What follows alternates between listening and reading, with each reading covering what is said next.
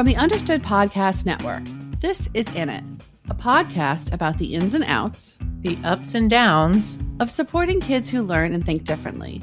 I'm Gretchen Vierstra, a former classroom teacher and an editor here at Understood. And I'm Rachel Bozek, a writer and editor with a family that's definitely in it. Recently, we dropped an episode of the new Understood podcast, What Now?, in our feed. The podcast is hosted by one of our more frequent guests, Kahn. And in this first season, he's offering lots of concrete advice on how to navigate our kids' tantrums and meltdowns. It's super helpful, and each of the 8 episodes is less than 10 minutes long, which makes it easy to access even if you don't have a lot of downtime. We know that tantrums and meltdowns are a big part of being in it. So we've invited Andy to join us on this podcast for a longer conversation, so we can dive a bit deeper into some of the strategies he shares. So Andy, welcome back to In It. As we've mentioned, you are the host of the first season of the podcast, What Now?, which is all about how to help your child and help yourself with tantrums and meltdowns. So I guess the first question is, why did this feel like an important topic to cover? The whole idea around What Now?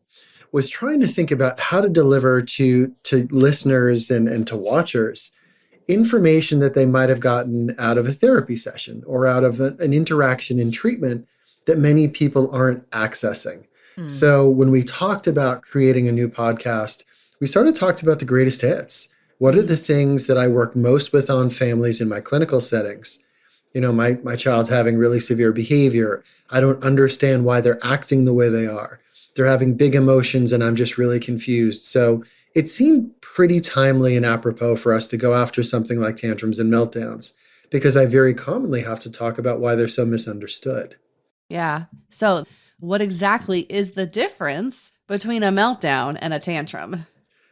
So, for so many of us, when we see big behavior, people will say interchangeably tantrum and meltdown. Yeah. But in actuality, a tantrum is a little bit different in the sense that a tantrum is a behavior that your child shows with a design of getting your attention and getting something from you in that moment with intention. They're meaning to do this. And what you do affects their behavior during a tantrum. They're watching, they're listening, and the tantrums have a purpose. It could be trying to avoid some sort of activity or responsibility, or it could be trying to argue with you over something that they want. But a tantrum is purposeful. When we talk about a meltdown, this is when your child is not in control of their behavior. So what I'll say to parents very commonly, when you offer reinforcement or consequences to your child during a meltdown, doesn't make an ounce of difference. They have no change in their response. It's like an explosion of sorts. And really, your child isn't engaged in a reality-based moment. So in the meltdown moments, we're really thinking about, okay, our job is to keep that child safe.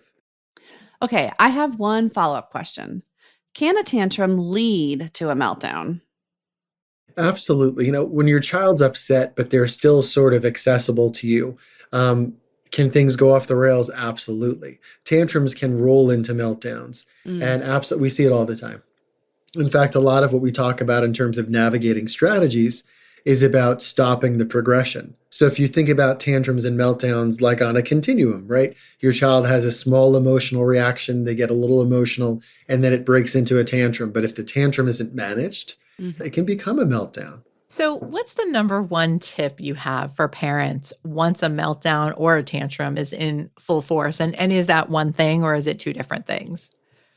No, it is sort of one thing. When we talk to parents about tantrums and meltdowns, one of the things that isn't really apparent to the adults in the room at times is that how they respond and react can have a really significant effect on what happens next. So the phrase we use is to project calm.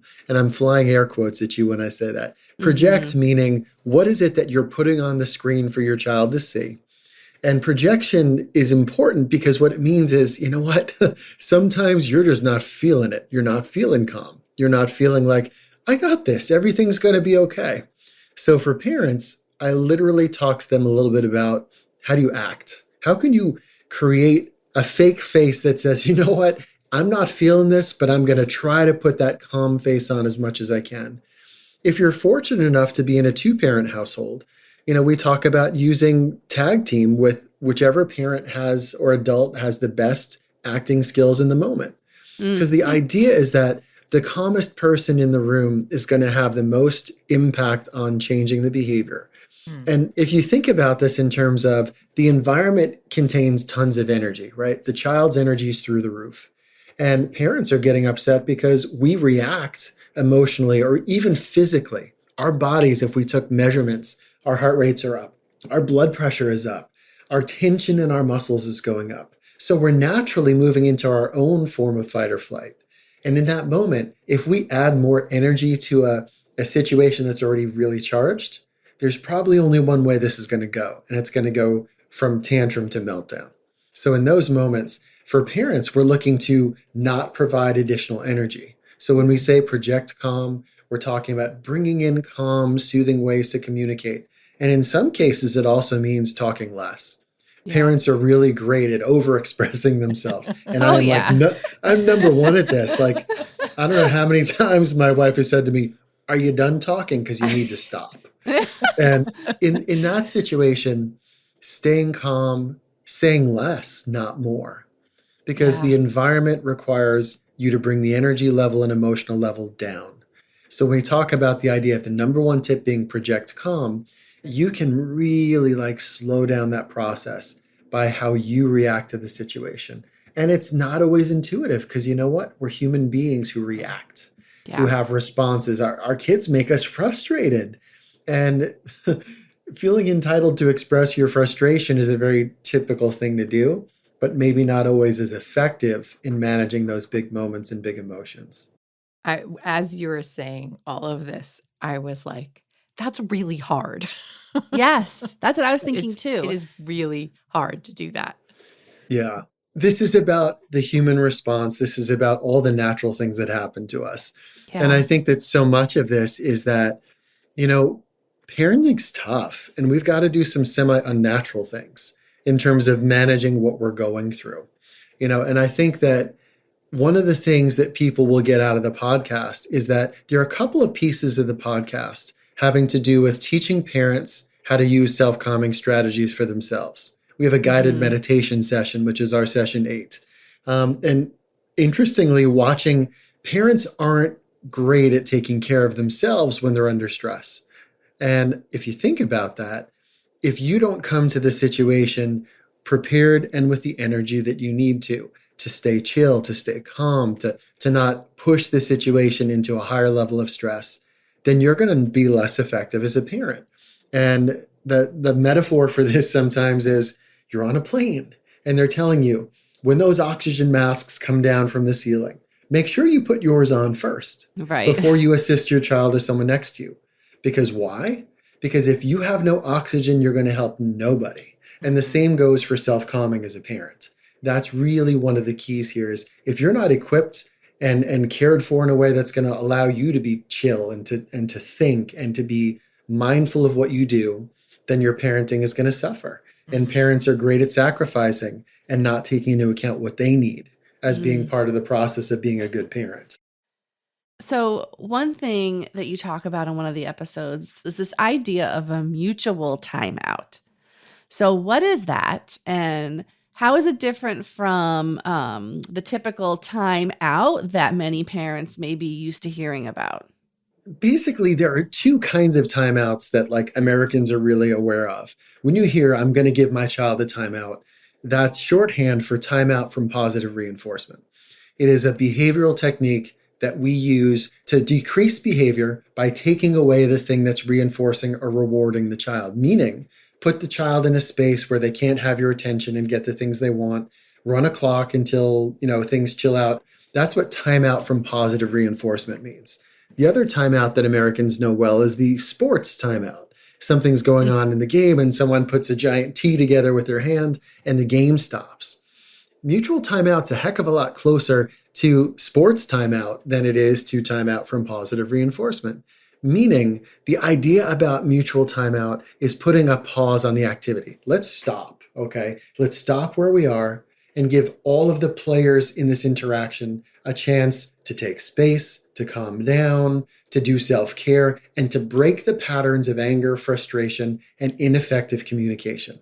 Mm. So a mutual timeout is a very conscious thing. It's not just saying, go to your room. It's not just saying, I can't take this and walking away. It is something we do that has a plan and we rehearse it. Okay. We say, okay, we're going to be taking a timeout.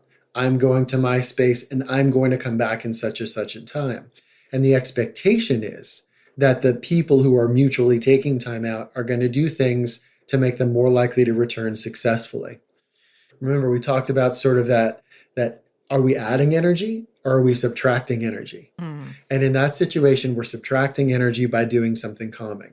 But when we practice the skill, children are practicing doing things like self-care, deep breathing, chair push-ups, wall push-ups, isometrics, right? Using the pressure of your body against something to spend energy and to help the body sort of go back to that more calm state.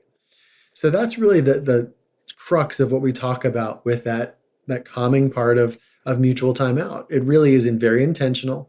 There's a time to return that we always state. We use timers if we can, and that we come back and try again to address the situation. It is not a timeout, walk away, stay away, forget about it, which a lot of us do, because the situation sometimes does go away when we do that, but it doesn't improve in the future for us. And you said practice. So are you practicing this at times that aren't so emotional? Absolutely. The concept of practice, again, going back to sports, the idea is that you practice skills that you're trying to learn away from the stressor. You're picking a calm time. You're going to say, okay, let's rehearse what our mutual timeout is going to look like. Where are you going to go? What's your place? What's my space? Okay, we're going to use a timer. We're going to use the kitchen timer. We're going to use somebody's device. What are we going to do? And then you practice. So, okay, what are you going to do when you're there? I'm going to do 3 deep breaths. And you rehearse with the child what's going to work. And then you have to do the important thing. You've got to praise them for doing it. Hey, this is a great job. I'm glad you're doing this. I'm really proud of you. And you give some reinforcement for this. If you learn well through practice and the child becomes very skilled at doing what you're asking, they're going to be more likely to be able to do it during a time of stress. And that's why we practice, to make the behavior automatic. If we don't practice it or only trying to do it when we're stressed, it's just not going to work. So we're actually kind of setting it up with the child. Like, okay, so next time we're having a big back and forth argument or whatever we call it, here's how we're going to be able to step away from that and like actually walk them through that. Like I'm trying to picture like one of my kids participating in like the practice and I can't picture it. Yeah, because you have to have something recent. So let's say you have a recent event where you and your child, listen, you have a fight, you have a disagreement. And then you use the emotion of that experience to say, hey, do you remember what happened yesterday? I was feeling like really upset. You were super upset. That didn't work. You're trying to find a point of agreement to start the discussion. It's got to be real. That was such a good explanation, Rachel. Thanks for asking that. So my other question related is this. Let's say you've been practicing this. Now you're in a big heated moment.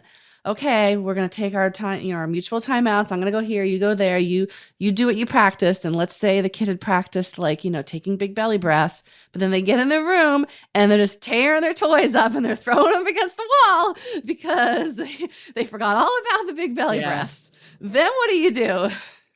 So when that happens, if they're acting in a way that's destructive and unsafe, all bets are off. You have to step in and create some safety. You can't just let that happen.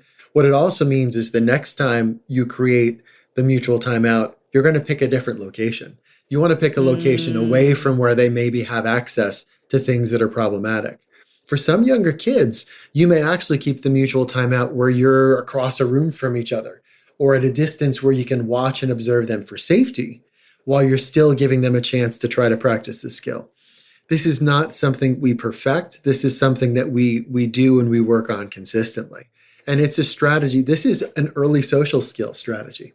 Your kids are going to have interactions with people who aren't your family. And they're going to have partners and friends, and they're going to have disagreements with other humans. So learning these skills with you in a safe environment where failure is completely okay, not pleasant for you, but completely okay, increases the chances of them being successful with friends, disagreeing with teachers, with their employer someday, if they have a partner someday. So I think that really this is a life skill. And this is a skill that when practiced and embedded into your family's ways of interacting is so crucial. This isn't just for kids who have difficulties. This is for humans who want to navigate conflict. And if you navigate conflict well and you're able to stay calm, your success in any number of ways is going to go up pretty dramatically. Yeah.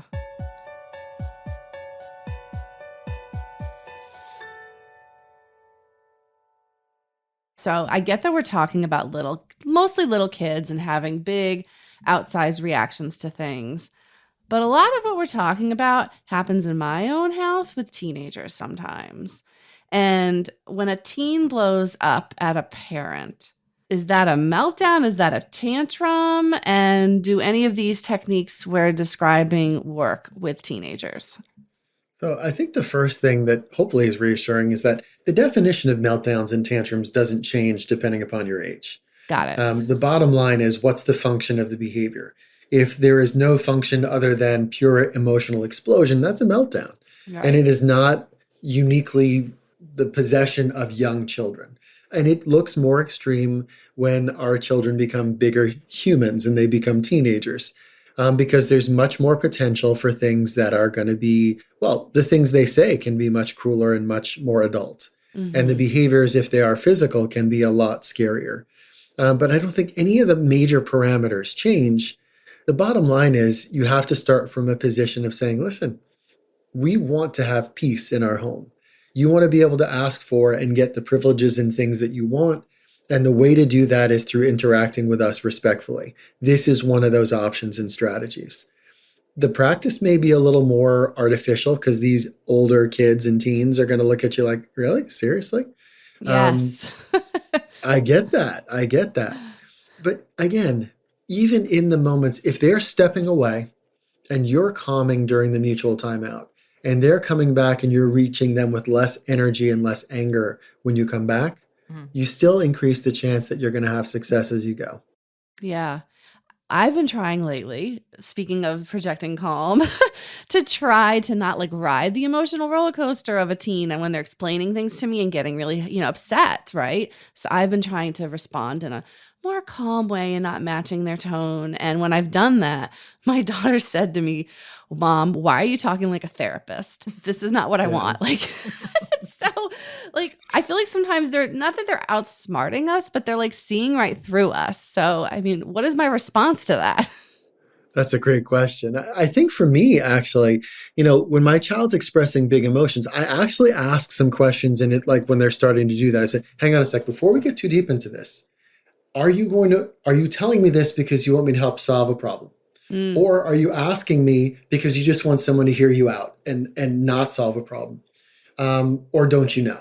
If you give them those options, my favorite response is, I just want someone to listen to me. Think about all the pressure that comes off your shoulders as a parent in that moment. You can just be present, empathic. You can, I'm going to use a big psychobabble word. You can validate, which is saying, validation is a fancy, obnoxious way of saying you give someone else permission to have their emotions exactly as they come, and you don't fight it, and you acknowledge it, and you say, it's just sort of yeah, totally been there. Yep. Or it's wow, that totally stinks. That is awful. Parents want to solve their kids' problems. And more often than not, that's not the best thing for us to be doing when our older kids come to us. Right. If we can be sounding boards and not intrusive, just sometimes it helps to ask, is this something you want me to solve? Well, no. And I said, well, I'm just going to listen. That's really helpful. Yeah, that's a really. I mean, I still wonder if I'm validating her feelings and being yeah, that sounds really bad. I feel like she wants me to go, that sounds awful. Right. Yeah. And I'm afraid to do that because then it just hypes it up even more. Right. They want you to respond in a way where they can be I know. Right. So I'll share with you one of my experiences. So one of my early jobs was I worked at an involuntary commitment clinic at a hospital. Oh boy. And people would come in and they were extremely upset. And actually one of my validating strategies was to come up at their level to validate, wow, you just described, Gretchen, what I actually would do. And I would wow, that's awful. And then over time, I would slowly bring my tone down. And what happened Mm. in those situations is they would actually mimic me because I met them where they were. And people tend to come with you. We are naturally an imitating species. So if we meet you where you are, and then we start to slowly bring ourselves to a calmer place and lower our tone and lean in and be present, you will be surprised. If I was to videotape those interactions, that's what other people do. They Wow. start to lean Huh. in, they start to match the tone. But if there's a disconnect from your tone and theirs in the beginning, like, what planet are you from, mom? Like, what? Right? Like, Why don't aren't use you your riled therapist up? voice on Yeah, me. Like, don't you see how awful this is? And you're exactly. like, I do. And I know it seems really hard for you, honey, but and then they run away. And it's, Yes. Oh, yeah, I'm going to try this new method. I like this, Andy. This is good. it's doesn't always work. But Okay. the idea around it is if they don't feel that you're genuine, it probably means they don't feel like you're in their place with them. Right. And ultimately, you probably are. You're just afraid if you go there that it's going to take you to a really bad place. Exactly.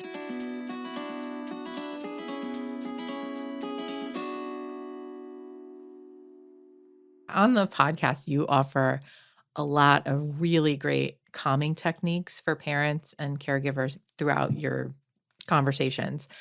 Can you share a few of those here? I'm especially interested in having a few good mantras in my back pocket. I've definitely not been like a person to jump on the idea of meditating. So, talk to us a little bit about that and also, just like mantras to keep in mind. Sure. So it's interesting that you said like meditation for some people is really hard to buy into, and mantras are hard for others. So Yeah. for me, like while I like meditation and I try to do it, I have ADHD. So I'm really distractible during meditation. And part of my practice is not fighting my distractibility, but giving myself permission. Meditation is a lot about giving yourself permission for being who you are, but still trying to build in that calming response through breathing and sort of self talk. A mantra is something you say that you're honestly trying to convince yourself of by saying it in a calm, repetitive way. So, like, I can think calm and be calm. I can think calm and be calm. Sometimes mantras aren't even always language. Sometimes people, instead of mantras, will do repetitive sounds. And that's when we hear like that stereotypical, those people doing that meditation going, and those kind of things. And you're like, wow, that's a little funky, right? But in actuality, to consciously make a sound or to say a phrase and say it over and over again, Mhm. what you actually will find will happen is that it builds in a calming response. I'm a big fan of using deep breathing strategies, even if you're doing 2 or 3 really deep cleansing breaths. I love doing things that we call isometrics. So that's a fancy word for you're not lifting weights, but you're using the weight of your own body to press against something and release, like sitting in a chair. I will talk to kids about being in class and you can't get up and move around sometimes. So I'll say, okay, practicing taking your feet and pushing them as hard as you can into the floor while seated. Take a breath and let them go. And what you're going to do is you're feeling the difference between a muscle being tense and a muscle being relaxed. And by focusing on parts of your body, it naturally disconnects the brain from its ability to overthink and to get stuck. And a lot of these strategies are really about getting unstuck. And for me, that's a really big thing. We're great, like we're a great organism, right? Humans can do all these great thinking things and all these great cognitive things where we're considering and thinking and solving problems. But it also is the core of what gets us stuck. It's the core of what challenges us with mental health, with depression and anxiety and obsessive thinking. People who get stuck. So getting unstuck actually is usually triggered best by the physical things we do. So I think that that's a really powerful way to approach this. Well, do you have any final advice for parents and caregivers who might be struggling with kids who are prone to these very big emotional outbursts? I think the only thing I didn't mention is that one of the important things to keep in mind when you're trying these new techniques is that sometimes when you change how you respond to your child, you can actually expect their behavior to get worse before it gets better. There is a term that we use in behavioral psychology called an extinction burst. And in an extinction burst, what it really means is this, okay? It's sort of like the slot machine mentality. Kids aren't all that different than gamblers in the casino, okay? They become accustomed to getting rewarded for what they do. And if they're not getting the reward they want, rather than quitting the game, they actually increase their behavior. And they show you a lot more of that behavior in a burst. And extinction means, when that behavior goes away. So before the behavior goes away, it may get really, really bad and then just stop. That's what an extinction burst is in behavioral sort of models. So sometimes if your kid's getting a lot worse, that's when you can look and say, okay, this is getting worse. If I stick to my technique here, this is probably going to be stopping soon. And then give yourself the chance to let that play out. And that's something that's really hard. When kids show you bigger behaviors, what they're trying to do is make you stop doing your strategy. And if you hold to your strategy, you keep them safe while you do it, then you're likely to see some of that behavior really go away. That is a really good tip. And I hear what you're saying. That's hard, right? If you're watching something get worse, to stick with it because it's going to get better once you meet the crest and go down the hill. That's really hard to do as a parent. Yeah. And I think your example, they're going all in. It is like the gambling. That's no, I'm going to just keep going. And it is. And it's, how many times have I been driving somewhere that I'd never been before?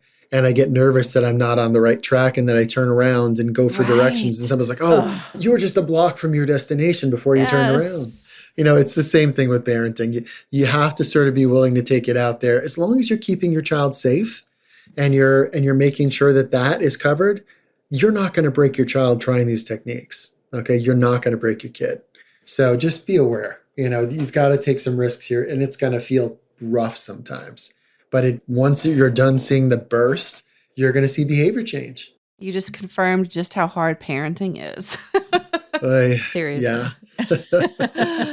Thank you so much, Andy, for talking with us today. Yes, it was really great to have you back. And I love the podcast. Yeah, me too. Thank you.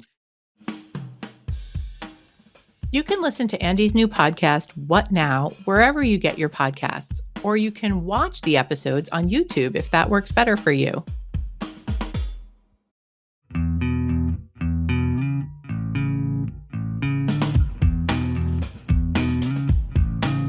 You've been listening to In It from the Understood Podcast Network. This show is for you, so we want to make sure you're getting what you need. Email us at init@understood.org to share your thoughts. We love hearing from you. If you want to learn more about the topics we covered today, check out our show notes. We include more resources as well as links to anything we mentioned in the episode. Understood.org is a resource dedicated to helping people who learn and think differently discover their potential and thrive. Learn more at understood.org/mission. In It is produced by Julie Subrin. Alana Milner is our production director. Justin D. Wright mixes the show. Mike Erica wrote our theme music. For the Understood Podcast Network, Laura Key is our editorial director. Scott Coshier is our creative director, and Seth Melnick is our executive producer. Thanks for listening. And thanks for always being in it with us.